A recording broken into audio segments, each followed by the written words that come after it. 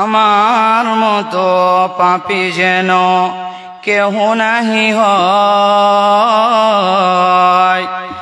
জানি না জীবনে আমার জয় হলো না ক্ষয়। আমার মতো পাপী যেন কেহ নাহি হয়। জানি না জীবনে আমার জয় হলো না ক্ষয়। ধন জন আর টাকা কড়ির হিসাব দিতে হবে, দেরি নাই রে চোখ আর দেরি নাই রে আর, চোখ বুঝিলে জবাবদিহীন হবে। তবে কেন মনের মাঝে একটু হয় না ভয়। আমার মতো পাপী যেন কেহ নাহি হয়। জানি না জীবনে আমার জয় হলো না ক্ষয়। পাপ আমারে নাশ করিবে, হব নরকবাসী। তবু কেন সুপথ ছেড়ে কুপথ ভালোবাসি।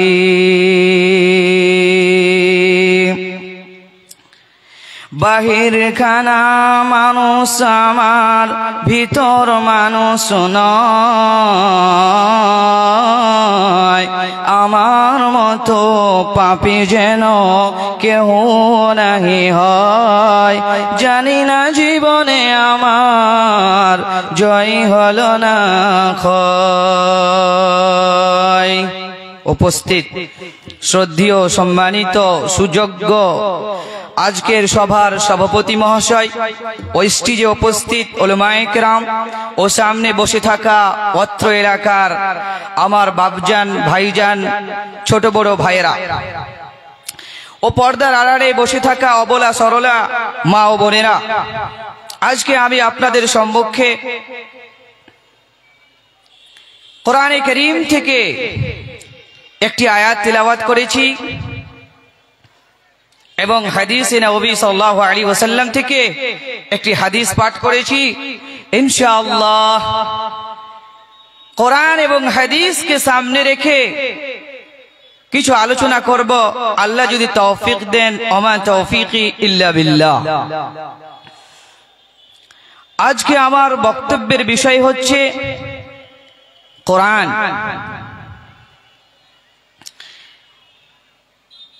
আসমানি গ্রন্থের মধ্যে, আসমানি কিতাবের মধ্যে আমরা যে প্রথমে ঈমান নিয়ে এসেছি, আমানতু বিল্লাহি ওয়া মালাইকাতিহি ওয়া কুতুবিহি, আমরা যে কিতাবের প্রতি ঈমান নিয়ে এসেছি সেই চারটি কিতাব, তাওরাত, জাবুর, ইনজিল, আল কোরআন। এই কোরআনকে যে আমাদের উপরে রব্বুল আলামিন নাজিল করেছেন, তো উদ্দেশ্য আছে। আপনি কোনো কিছুই করবেন তো আপনার ভিতরে কি থাকবে? উদ্দেশ্য থাকবে। তো কোরআন কারা থেকে এসেছে, এর মানে হচ্ছে তেলাওয়াত করা, পাঠ করা। কিন্তু দুঃখ লাগে যদি আপনি গ্রামে যান তো আমার মনে হচ্ছে 50% বেশিও হবে তারা কোরআন তেলাওয়াত করতে জানে না। আবার 50% যদি জানে, আল্লাহু আলাম, আল্লাহ ভালো জানে, 40% এরকম মানুষ আছে যে তারা কোরআন যে তেলাওয়াত করতে হয় গ্রামার বুঝে না, তারতিল বুঝে না, তাজবিদ বুঝে না, এমনিতে কোরআন তেলাওয়াত করে, নেকির জায়গায় উল্টো গুনাহ করে। আল্লাহু আলাম, আল্লাহ ভালো জানে। যাই হোক, কোরআনকে রব্বুল আলামিন আসমান জমিন পাহাড়ের উপরে অবতীর্ণ করতে চেয়েছিলেন, কিন্তু তারা এই আমানত নিতে পারেনি। এই আমানতের ভার তারা সহ্য করতে পারবে না এই বলে তারা এই আমানত স্বীকার করেনি। কিন্তু এই মানুষ জাতি এই কোরআনকে স্বীকার করেছেন। তো রব্বুল আলামিন যে কোরআনকে মানুষের জন্য সৃষ্টি করেছেন, তো এমনি সৃষ্টি করেছেন কি আল্লাহ বলছেন, বিসমিল্লাহির রহমানির রহিম শাহরু রমাদানাল্লাযী উনজিলা ফীহিল কুরআন হুদাল লিন-নাসি ওয়া বাইয়িনাতিন মিনাল হুদা ওয়াল ফুরকান। সাহাবায়ে কেরাম রাদিয়াল্লাহু তাআলা আনহুমেরা আল্লাহর রাসূলকে জিজ্ঞাসা করছেন, আল্লাহর রাসূল এই রমজান মাসে কেন সিয়ামকে ফরজ করা হয়েছে? রাসূলুল্লাহ সাল্লাল্লাহু আলাইহি ওয়াসাল্লাম এই রমজানের গুরুত্ব বোঝাতে গিয়ে আল্লাহ রাসূল তিলাওয়াত করলেন, শাহরু রমাদানাল্লাযী উনজিলা ফীহিল কুরআন। এই মাস এমন একটি মাস যেই মাসে কোরআনকে অবতীর্ণ করা হয়েছে।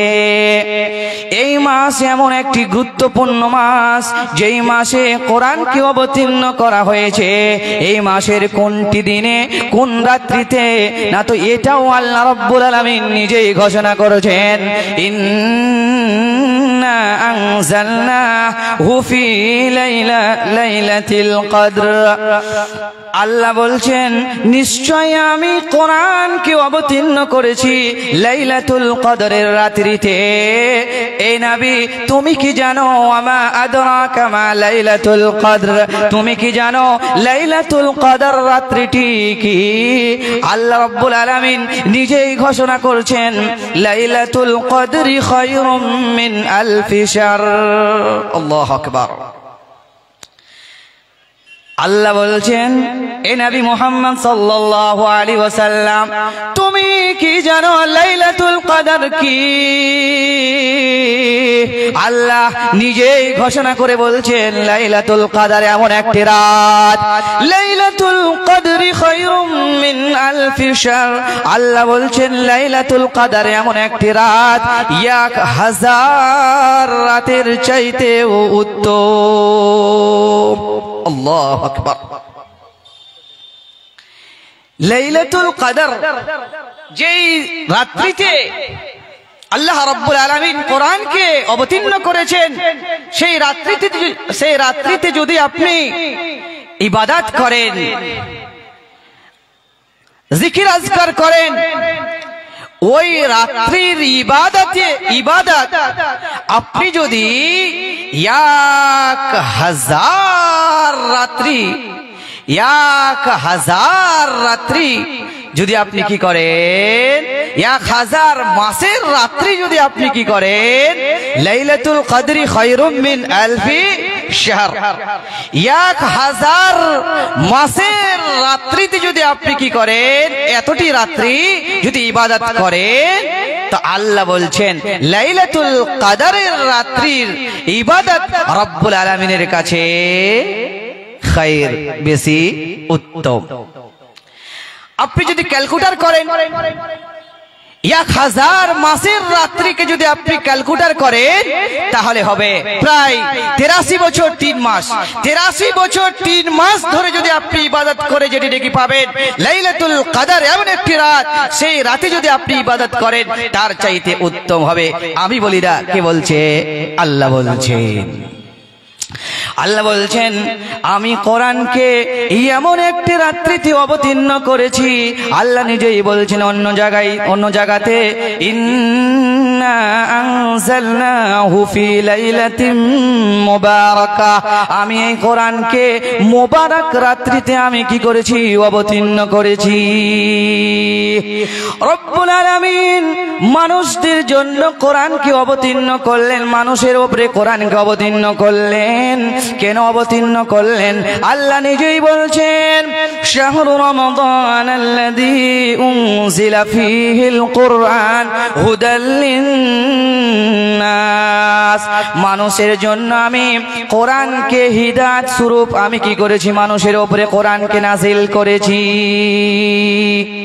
এই কথা বলবে না। কোরআন আমাদেরকে রাস্তা দেখাবে, আমরা কোন পথে চলবো। তো কোরআন আমাদেরকে বলে দিবে যে তুমি এই রাস্তায় চলো, এটা সোজা রাস্তা, এটা ভালো রাস্তা, এই রাস্তায় কাটা নেই, এই রাস্তায় অন্ধকার নেই, এই রাস্তায় যাও। কে বলবে? কোরআন বলবে। আল্লাহ বলছে অন্য জায়গায়, ইয়া আইয়ুহান নাসু ক্বাদ জাআতকুম মাউইযাতুম মির রাব্বিকুম ওয়া শিফাউন লিমা ফিস সুদুর ওয়া হুদান ওয়া রাহমাতুল লিকাওমিন ইউমিনুন, হুদান ওয়া রাহমাতুল লিল মুমিনিন, কুল বিফাদলিল্লাহি ওয়া বিরাহমাতিহি ফাবিযালিকা ফালইফরাহু হুয়া খায়রুম মিম্মা ইয়াজমাউন। রব্বুল আলামিন এখানে শুধুমাত্র মুমিনদেরকে ডেকে বললেন না, মানে অত্র আয়াত থেকে বুঝতে পারছি পৃথিবীতে যত মানুষ রয়েছে, গায়ের মুসলিম হোক, অমুসলিম হোক, মুসলিম হোক, জৈন হোক, খ্রিস্টান হোক, যেই হোক না কেন, আল্লাহ বলছেন প্রত্যেক মানুষকে ডেকে বলছেন রব্বুল আলামিন, ইয়া আইয়ুহান নাস ক্বাদ জাআতকুম মাউইযাতুম মির রাব্বিকুম, ও মানুষেরা তোমরা ভালো করে শুনে নাও, তোমাদের রবের পক্ষ থেকে একটি উপদেশ এসেছে, একটি উপদেশ এসেছে। সেই উপদেশ তোমাদেরকে দেবে কোন দিকে ভালো, কোন রাস্তায় গেলে ভালো হবে, কোন রাস্তায় চলতে গেলে ভালো হবে, এই কোরআন তোমাকে বাতি দেবে। এটা আল্লাহর পক্ষ থেকে তোমাদের কাছে এসেছে। আল্লাহু আকবার। বুঝতে পারছি আমরা? কথা বলেন একটু, বুঝতে পারছি? يا أيها الناس قد جاءتكم موعظة من ربكم وشفاء لما في الصدور وهدى ورحمة للمؤمنين। আল্লাহ বলছেন আমি কোরআনকে অবতীর্ণ করেছি মানুষের হৃদয়ের ভিতরে, আত্মার ভিতরে যা কিছু আছে সব কিছুরই শিফা করে, চিকিৎসা করে, ডক্টর করে এই কোরআনকে আমি অবতীর্ণ করেছি।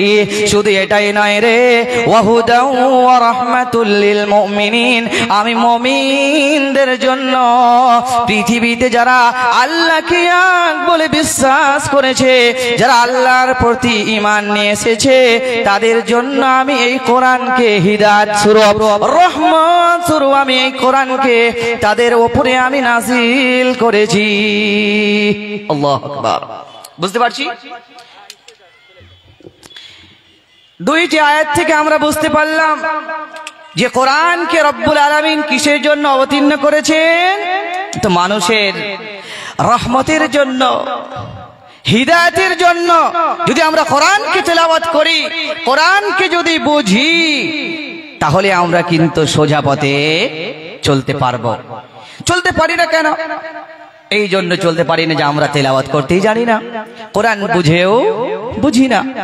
আল্লাহ বলছেন قل بفضل الله وبرحمته فبذلك فليفرحوا هو خير مما يجمعون।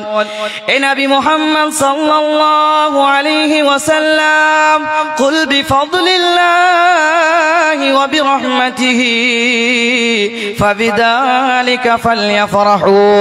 এ নবী মুহাম্মদ সাল্লাল্লাহু আলাইহি ওয়াসাল্লাম, তুমি তাদেরকে বলে দাও, এই যে কোরআন তোমাদের কাছে এসেছে, তোমাদের কাছে যে কোরআনটা এসেছে, এটা আল্লাহ রাব্বুল আলামিনের করুণার জন্য এসেছে, রব্বুল আলামিনের দয়ার জন্য এসেছে।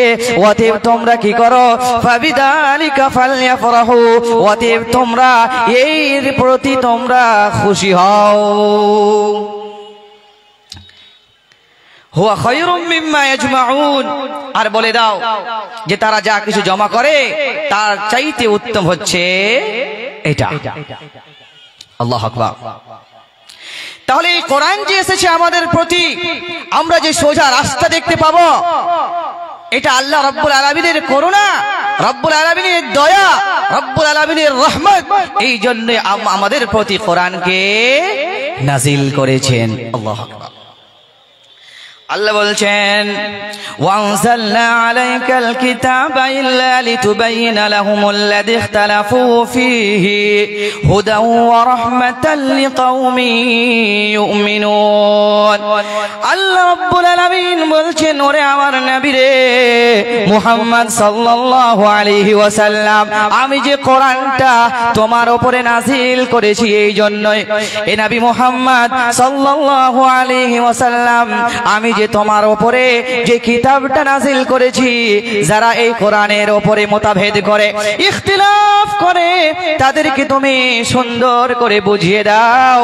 ওয়া হুদা ওয়া রাহমাতাল লিকাওমিন ইউমিনুন, আর ওই কওমের জন্য হিদায়াত এবং রহমত, ইউমিনুন, যেই কওম ঈমান নিয়ে আসে, রব্বুল আলামিনের প্রতি ঈমান নিয়ে আসে, ওই সমস্ত ব্যক্তির জন্য এই কোরআনটা হচ্ছে হিদায়াত এবং রহমত।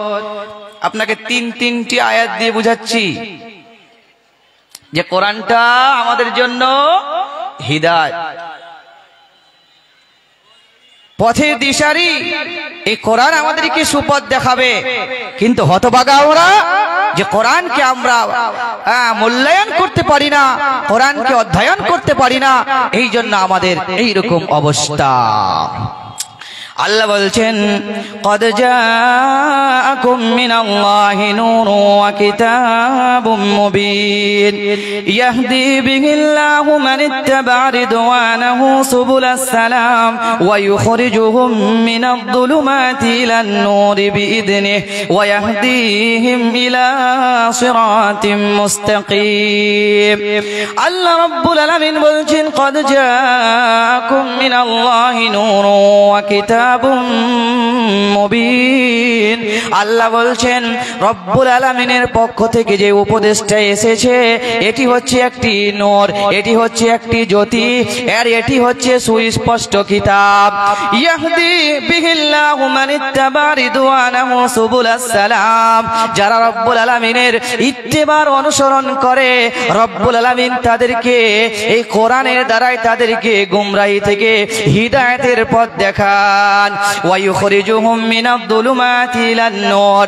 কোরআন এমন একটি কিতাব, কোরআন এমন একটি গ্রন্থ, যে কোরআন মানুষদেরকে অন্যায় শিরক বিদআত থেকে, গুমরাহি থেকে, ওয়ায়ুখরিজুহুম মিনাদ-দুলুমাতি ইলান-নূর, গুমরাহি থেকে নূরের দিকে, আলোর দিকে, জ্যোতির দিকে প্রেরণ করে কে? কোরআন। আল্লাহু আকবার। তাহলে কি বুঝতে পারলাম? এই এতগুলো আয়াত দিয়ে বলার আমার উদ্দেশ্য হচ্ছে যে আমি আপনাকে বোঝাতে চাচ্ছি, কোরআনটা শুধুমাত্র আমাদের উপকারের জন্যই আল্লাহ রাব্বুল আলামিন নাজিল করেছেন। আল্লাহ বলছেন, ওয়ানাজ্জালনা আলাইকাল কিতাবা তিবয়ানান লিকুল্লি শাই ওয়া হুদাও ওয়া রাহমাতাও ওয়া বুশরা লিল মুসলিমিন। আল্লাহ বলছেন, আমি যে আমার নবী তোমার উপরে, এনাই মুহাম্মদ সাল্লাল্লাহু আলাইহি ওয়াসাল্লাম, আমি যে তোমার উপরে যে কিতাবটা নাজিল করেছি, সেই কিতাবের মধ্যে পৃথিবীতে যা কিছু আছে সব কিছুরই ডিটেলস পাওয়া যাবে, সব কিছুরই বর্ণনা সান্ত্বনা পাওয়া যাবে। ওয়াহুদা ওয়া রাহমাতাও ওয়া রাহমাতাও ওয়া বুশরা লিল মুসলিমিন। আল্লাহ বলছেন এটা হচ্ছে এমন একটি কোরআন, এটা হচ্ছে মানুষদের জন্য হিদায়াত এবং রহমত, এবং মুসলমানদের জন্য এটা হচ্ছে সুসংবাদ। কেমন করে সুসংবাদ? আপনি কোরআন পড়বেন, কোরআনকে মানবেন, আল্লাহর আহকামকে মানবেন, তাহলে তো আপনি জান্নাতে যেতে পারবেন। তো এটা আপনার জন্য সুসংবাদ হলো কিনা বলেন? হলো।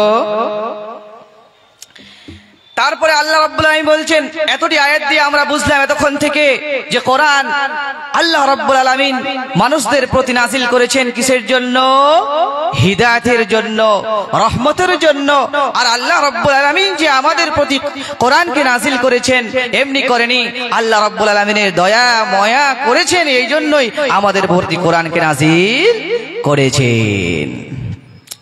আল্লাহ বলছেন শাহরু রমাদান আল্লাযী উনজিলা ফীহিল কুরআন হুদাল লিন-নাসি ওয়া বাইয়িনাতিন মিনাল হুদা ওয়াল ফুরকান। কোরআন এমন একটি কিতাব যে কোরআন মানুষদের মধ্যে সত্য এবং মিথ্যাকে পার্থক্য করে দেয়। কোরআন যদি আপনি খুলতে যান, কোরআন আপনাকে বলে দেবে এটা মিথ্যা, এটা সত্য। কোরআন আপনাকে বলে দেবে এটা হচ্ছে হারাম, এটা হচ্ছে হালাল। এই জন্য আল্লাহ বলছেন হুদাল লিন-নাসি ওয়া বাইয়িনাতিন মিনাল হুদা ওয়াল ফুরকান। আমি কোরআনকে মানুষের কাছে অবতীর্ণ করেছি সত্য এবং মিথ্যাকে পার্থক্য করার জন্য। আল্লাহ বলছেন তাবারাকাল্লাযী নাযালাল ফুরকান আলা আবদিহি লিয়াকুনা লিল আলামিন নাযীরা। আমি কোরআনকে নাযিল করেছি, আমি কোরআন, আল্লাহ বলছেন তাবারাকাল্লাযী, বরকতময় তিনি রব্বুল আলামিন। আল্লাহ বলছেন আমি কোরআনকে নাযিল করেছি ফুরকান করে, অর্থাৎ সত্য এবং মিথ্যাকে পার্থক্য করে নাযিল করেছি। লিয়াকুনা লিল আলামিন নাযীরা, যাতে করে মানুষের কাছে, আল্লাহ বলছেন তাবারাকাল্লাযী নাযালাল ফুরকান আলা আবদিহি লিয়াকুনা লিল আলামিন নাযীরা। কোরআনকে রব্বুল আলামিন মানুষের কাছে সত্য এবং মিথ্যার মধ্যে পার্থক্য করে আল্লাহ রব্বুল আলামিন কোরআনকে নাযিল করেছেন।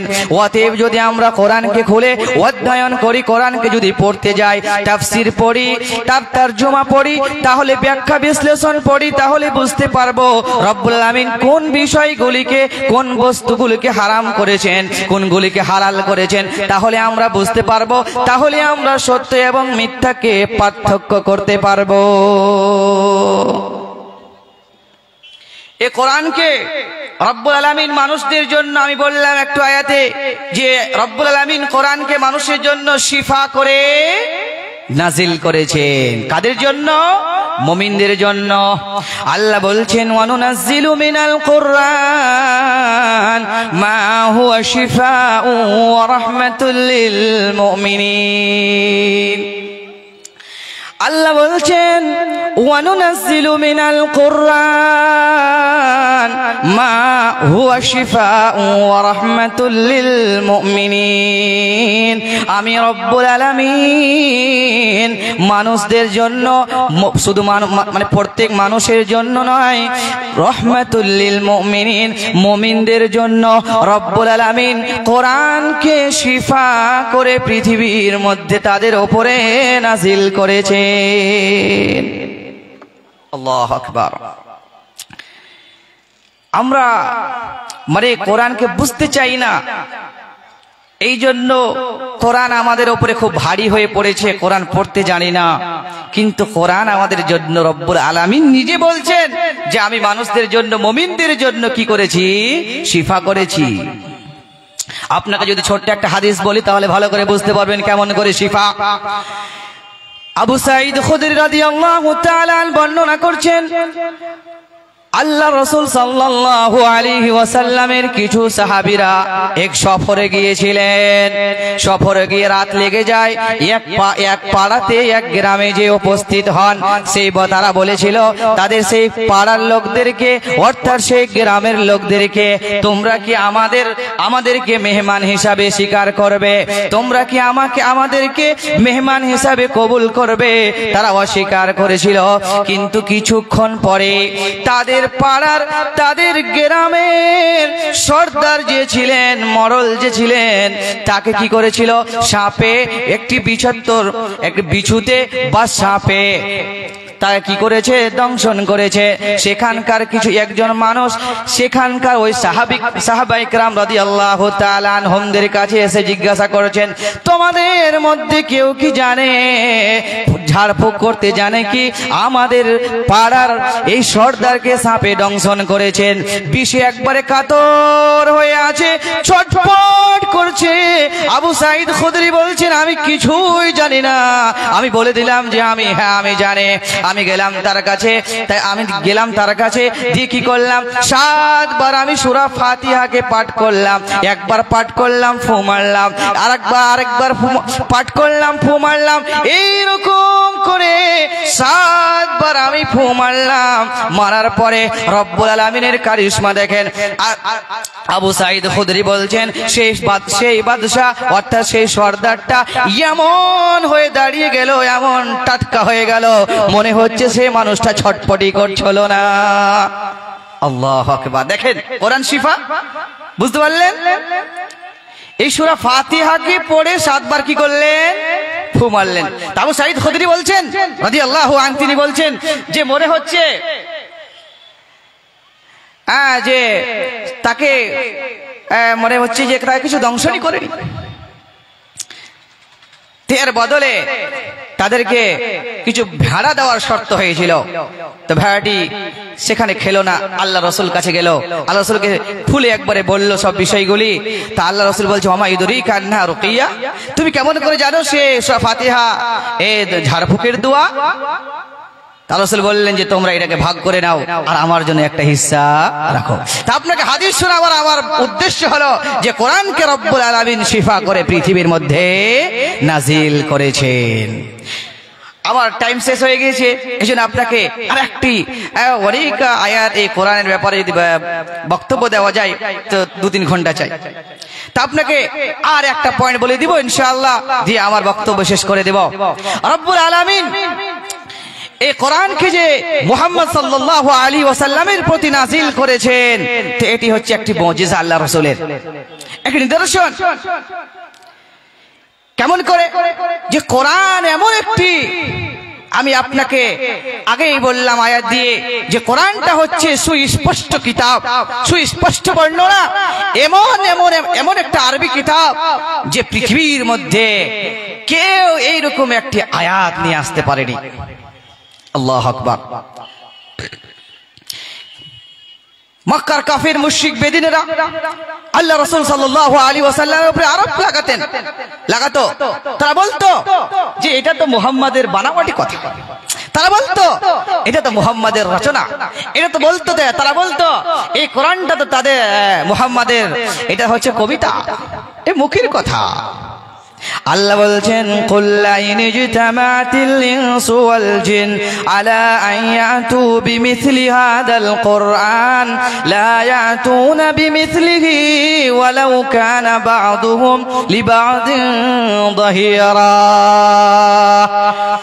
আল্লাহ রাব্বুল আলামিন নবী মুহাম্মদ সাল্লাল্লাহু আলাইহি ওয়াসাল্লামকে বলছেন, কুল লা ইনজতামাতিল ইনসু ওয়াল জিন, এ নবী মুহাম্মদ সাল্লাল্লাহু আলাইহি ওয়াসাল্লাম তুমি তাদেরকে বলে দাও, শুধু মানুষ নয়, পৃথিবীর শুধু মানুষ নয়, পৃথিবীতে যত জিন আছে মানুষ আছে সবাই যদি একত্রিত হয়ে যায়, এক জায়গায় চলে আসে, আর যদি এইরকম একটি কোরআনের আয়াতকে নিয়ে আসতে পারে?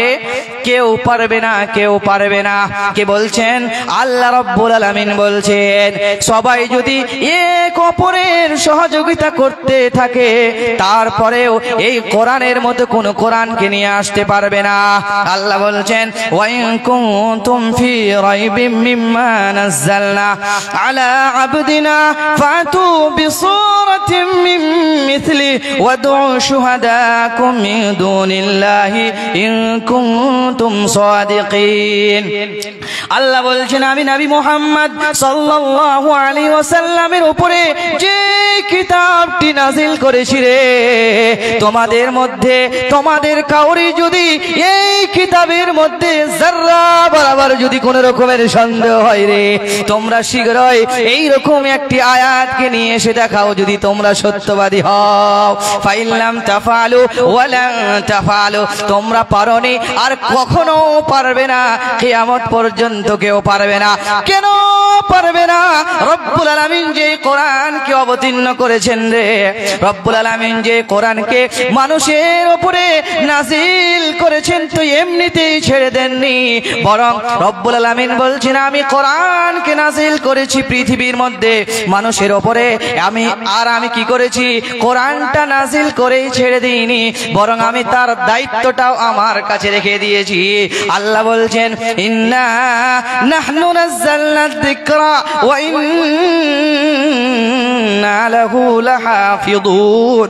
আল্লাহ বলছেন, নিশ্চয় আমি কোরআনকে অবতীর্ণ করেছি আর আমি হচ্ছি তার রক্ষণাবেক্ষণকারী।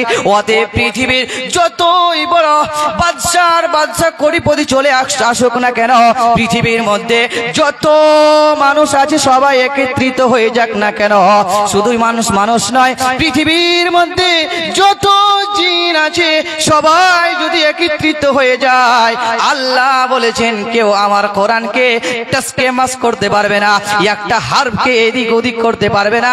কে বলেছেন? আল্লাহ বলেছেন, ফাইল্লাম তাফালু ওয়ালান তাফালু।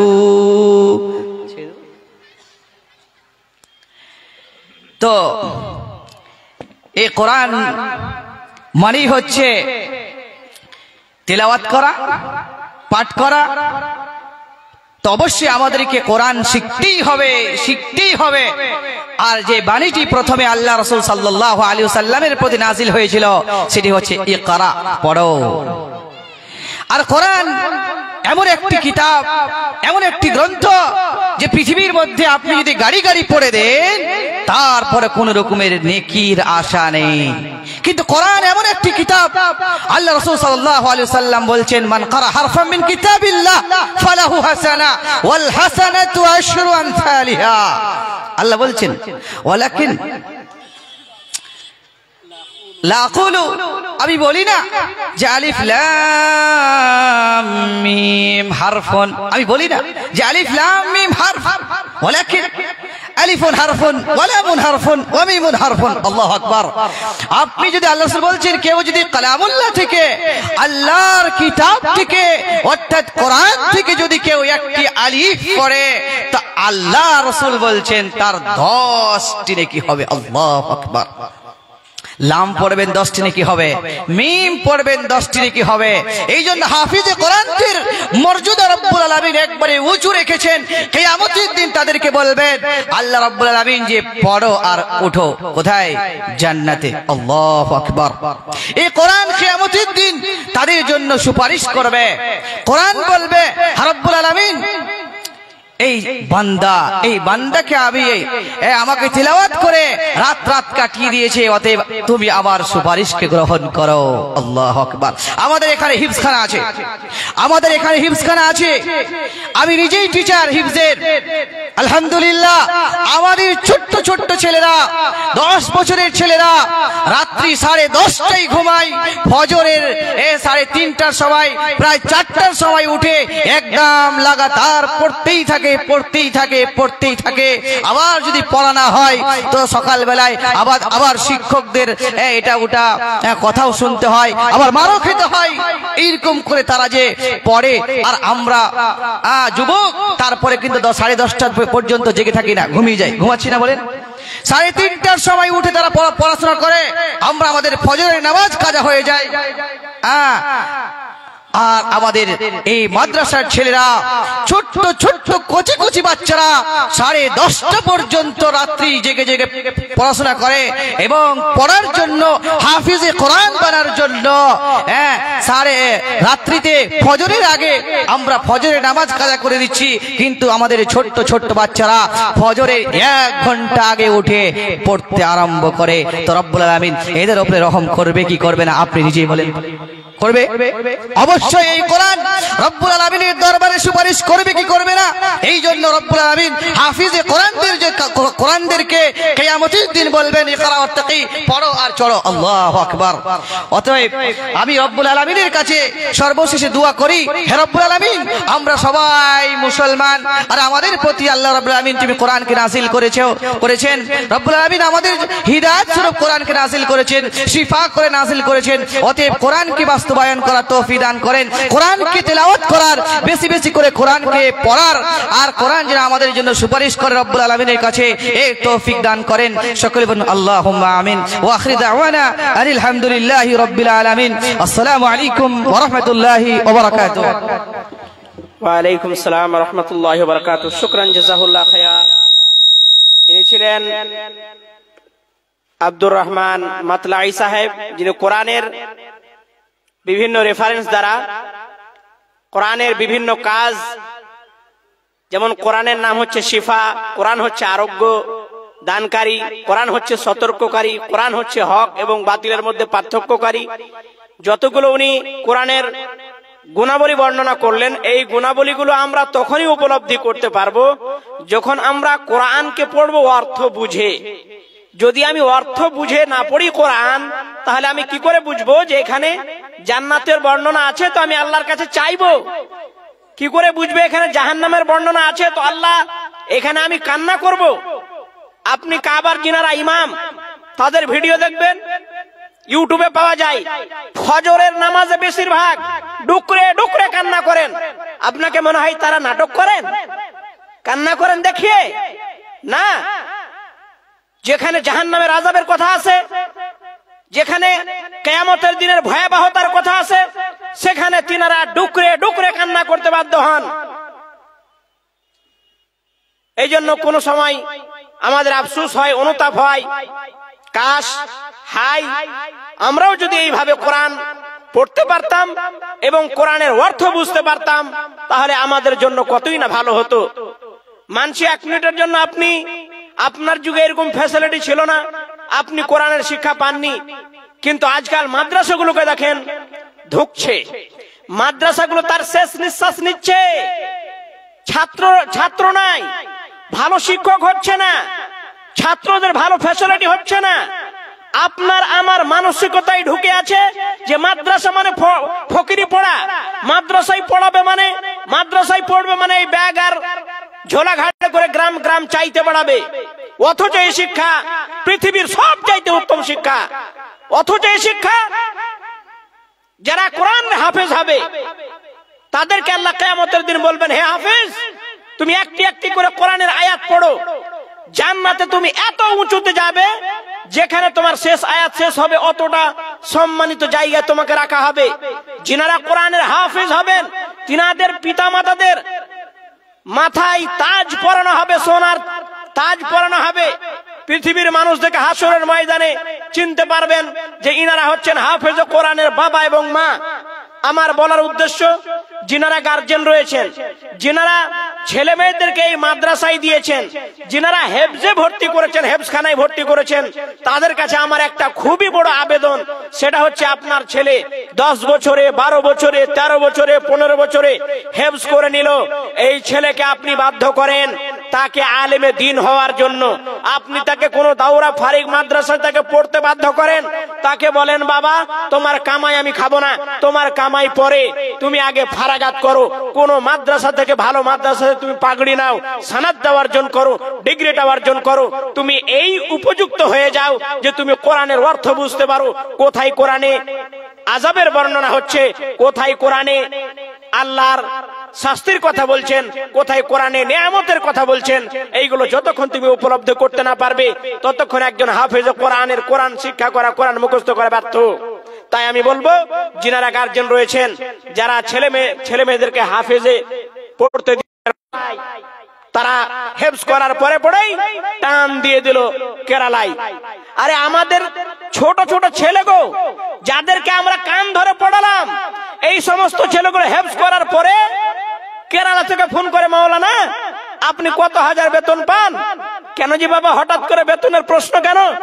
বলছে আমি এখানে 24 ঘন্টা থাকি, আমি 30,000 বেতন পাই। আমি বলছি বাবা তুমি খুব ভালো কাজ করেছো, তুমি দাওরা মাদ্রাসায় গিয়ে ফারেক হলে না? আগে তুমি ভালো করে কোরআনের অর্থ বুঝলে না? তো এই হচ্ছে ব্যাপার। তারপরে 2-4 বছর কামাই করলো, তারপরে যখন কেরালা থেকে লাত মেরে তাড়িয়ে দিল, তখন ধোবি কা কুত্তা ঘর কানা ঘাটকা, না এদিকে কোথাও পড়াতে পারছে, না হেফজের মাদ্রাসায় সে পড়াতে পারছে। বলার উদ্দেশ্য হলো, যারা ছেলেদেরকে হেফজের মাদ্রাসায় দিবেন তারা সাবধান হয়ে যান। আপনি প্রতিজ্ঞা করুন যে আমার ছেলেকে হাফেজ করার পরে কোন মাদ্রাসা থেকে ফারিক না করালে আমি সেই ছেলেকে তার কোন কাজে তার কর্মসংস্থান তাকে দিব না, তার দ্বারাই কোন ইনকাম সোর্স আমি নিব না। তাহলে এই ছেলে আপনার আগামীতে সমাজ গড়তে পারবে। নচেত কোরআন মুখস্থ করে, বললাম যে অর্থ বুঝে না, এই হাফেজ একেবারে সব চাইতে বদমাশের হাড্ডি হবে, যেহেতু কোরআনের মানে বুঝে না। ও কোরআন পড়ছে, কি জানে ও এটা কোরআনে এখানে শাস্তির কথা বলছে নাকি এখানে কোন আল্লাহ নিয়ামতের কথা বলছে। এই জন্য আমরা এগিয়ে আসি, আমরা সজাগ হই। এখন এই মাদ্রাসাগুলোকে বাঁচান।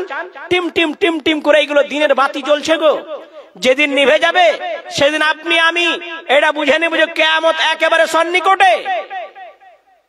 এই জন্য এই মাদ্রাসাগুলো টিপ টিপ করে জ্বলছে, এইগুলো তো তেল সরবরাহ করেন, এইগুলোকে তেল দেন, চাঙ্গা করেন, জাগিয়ে তোলেন। এই মাদ্রাসাগুলো থেকেই বড় বড় আলিমে দ্বীন পয়দা হবে, সমাজ সংস্কারক পয়দা হবে, সৃষ্টি হবে, আর তারা সমাজে কল্যাণের কাজে নিয়োজিত থাকবে, ছড়িয়ে পড়বে। আর যদি এগুলোকে অবহেলায় উড়িয়ে দেন, তাহলে এই মাদ্রাসাগুলো আপনার জন্য অভিশপ্ত হবেই। কিয়ামতের দিন আপনার পক্ষে নয়, আপনার আমার বিপক্ষে কথা বলবে এবং বলবে আল্লাহ এরা বেঈমান, এরা শুধু নিজের পেট পূজা করেছে, এরা আমার দিকে ঘুরেও তাকায়নি। আপনি একবার শুধু মাদ্রাসাগুলোতে গিয়ে দেখবেন, আপনি যেই ঘরে আপনি ঘুমান, সেই ঘরে যেই ঘরে মাদ্রাসার ছেলেরা থাকে, মাদ্রাসার ছেলে মেয়েরা যেই ঘরে থেকে আল্লাহর দ্বীন শিক্ষা করে, আল্লাহ বলছে, আল্লাহর কসম খেয়ে বলছি, আপনি দেখবেন ওই মাদ্রাসা ওই ঘরগুলোতে আপনার গরু ছাগল থাকে না, ওর চাইতে ভালো ঘরে আপনার গরু ছাগল থাকে। এই সমস্ত মাদ্রাসাগুলোর এইরকম। আর এই মাদ্রাসাগুলোতে যে শিক্ষক নিয়োজিত রয়েছেন তাদেরকে কত রকমের যে ঝামেলা ঝক্কি পোহাতে হয় একমাত্র তিনারাই জানেন। এই জন্য আমি বলবো, এই শিক্ষার দাম দেন, এই শিক্ষাকে মূল্য দেন। এই শিক্ষা একেবারে এমন শিক্ষা যে শিক্ষা জান্নাত অবধি নিয়ে যাবে। এই শিক্ষা এমন শিক্ষা যে আপনার জীবন ইহকালেও অন্য করবে। কখনো খবরদার এই শিক্ষাকে ফকিরি বিদ্যা মনে করবেন না। এই শিক্ষা, যেই শিক্ষা আপনাকে, যেই শিক্ষার্থীদের জন্য আল্লাহ বলেন ফেরেশতারা তাদের জন্য পর বিছিয়ে দেয়, রাসূল বলেন যারা দ্বীনের শিক্ষা অর্জন করে ফেরেশতারা তাদের পায়ের নিচে পাখা বিছিয়ে দেয়, এরা ফকিরি বিদ্যা হতে পারে? এগুলো ফকিরি বিদ্যা হতে পারে? আপনাকে কে বলেছে? এই যে আপনি বলছেন যে ছেলেরা মাদ্রাসার জালসার সিজন হলেই চাইতে বেরিয়ে যায়, টোটো নিয়ে অটো নিয়ে 1 মাস ধরে চেয়ে বেড়ায়, এর জন্য এই সিস্টেমটা কে চালু করলো? আপনি আমি চালু করলাম। আপনি আমি এর জন্য দায়ী। এদের হাতে ছালাকে ধরালো, বোরাকে ধরালো, আপনি ধরালেন, আমি ধরালাম। আগে তো সিস্টেম ভালোই ছিল, একদিনে জালসা হচ্ছিল, আপনারা স্টেজে যথেষ্ট দান দিচ্ছিলেন, কানেকশন দিচ্ছিলেন। কি হয়ে গেল এমন যে একেবারে বাড়ি বাড়ি গিয়ে আপনার কাছ থেকে টাকা নিতে হচ্ছে, বাড়ি বাড়ি টোটো নিয়ে বিভিন্ন ভাবে আপনার কাছ থেকে আদায় করে নিয়ে আসতে হচ্ছে। অথচ উচিত ছিল আপনার যে ঝাপটল খসপুর মাদ্রাসা একটা দ্বীনি শিক্ষার মাদ্রাসা, এখানে বসে আমি আমার আয়ের এক অংশ আমি সেখানে দিয়ে আসি, যেটা সাদকায়ে জারিয়া হবে আমার জন্য কবরের পরে, মৃত্যুর পরে আমার জন্য ভালো হবে, এটা তো করলেন না। অথচ তারা যখন আপনার দরবারে যায়, আপনার শুকরিয়া আদায় করা উচিত যে আমার যেটা পৌঁছে দেওয়ার কাজ ছিল তারা আমার বাড়িতে আনতে এসেছে। তারপরে আপনি তাদেরকে লাঞ্ছনা দেন, তাদেরকে বলেন ফকিরি বিদ্যা, তাদেরকে চাইতে গেলে আপনি নাক ছিটকান। সাবধান হয়ে যান, সাবধান হয়ে যান। খুব দুঃখের সঙ্গে কথাগুলো বলছি, কারণ এই যে মাদ্রাসাগুলো, এই মাদ্রাসাগুলো আছেই বলে সমাজে এখনো অন্যায় ন্যায়, হালাল হারাম, জেনা ব্যভিচার, সৎ অসৎ পথের পার্থক্য এখনো বেঁচে আছে। যেদিন থাকবে না সেদিন কুকুর শ্রীগেলার মতন জীবনযাপন আমরা করবো, এতে কোনো সন্দেহ নেই। এই জন্য আসুন আমরা এই সমস্ত দিনী মাদ্রাসাগুলোর হেফাজতের দায়িত্ব নিই। একে আমরা রক্তদান করি, শ্রম দান করি, বুদ্ধি দান করি, এর পরিকাঠামো আমরা ঠিক করি। আল্লাহ তাআলা আমাদের সকলকেই নিজের ব্যয় থেকে এই সমস্ত মাদ্রাসাগুলোর একটা মোটা অঙ্কের অর্থ দান করার আল্লাহ তৌফিক দান করেন। বুদ্ধি দিয়ে পারলে বুদ্ধি দান করার আল্লাহ তৌফিক দান করেন। শ্রম হলে শ্রম দিয়ে আল্লাহ তাআলা আমাদের সকলকে সুযোগ করে দেন এই সমস্ত মাদ্রাসাগুলোর হেফাজত করার, এর অনুদান দেওয়ার এবং এর সার্বিক সহযোগিতা করার। আল্লাহ তাআলা আমাদের সকলকেই সুমতি দান করেন। আমি অনেক ভূমিকা লম্বা করে ফেললাম। এখন আমাদের সামনে স্টেজে অনেকক্ষণ থেকে বসে আছেন, ওনার কাছে আমি ক্ষমা চেয়ে নিচ্ছি যে অনেক কিছু আমি বলে ফেললাম। ইনি আসছেন জনাব মৌলানা ইমদাদুল হক রহমানী সাহেব, দক্ষিণ দিনাজপুর থেকে আগত। অত্যন্ত সুমিষ্টি ভাষায় উনি বক্তব্য রেখে থাকেন, আপনার অনেক জায়গায় শুনে হবেন। উনি এখন আসছেন আপনাদের সম্মুখে। তার আগে সকল মা বোন দাদা ভাইদের কাছে আবার একবার, লম্বা হয়েছে 8টা 8:30 এই শীতের রাতে, মানে অনেক লম্বা রাত হতে পারে। গ্রামে, যে গ্রামে জালসা নাই, গিয়ে দেখবেন এখনো কেউ ঘুমিয়ে নাই। আপনারা জেগে আছেন, বসে আছেন, দোকানে ঘুরছেন, তার মানে আপনারা জালসা শুনবো বলে এসেছেন। আপনারা আসুন, স্টেজে আসুন এবং এই রহমানী সাহেবের মূল্যবান আলোচনা শুনেন এবং নিজের জীবনকে ইসলাহ করার, নিজের জীবনকে ঠিক করার জন্য আল্লাহর কাছে তৌফিক চান, আল্লাহর কাছে দোয়া করেন। আল্লাহ তাআলা আমাদের সকলকেই মরার আগে মুসলমান করে এবং নিজের ইসলাহ করে মরার আল্লাহ তৌফিক দান করেন। আল্লাহুম্মা আমিন। ওয়াসসালামু আলাইকুম ওয়া রাহমাতুল্লাহি ওয়া বারাকাতুহু।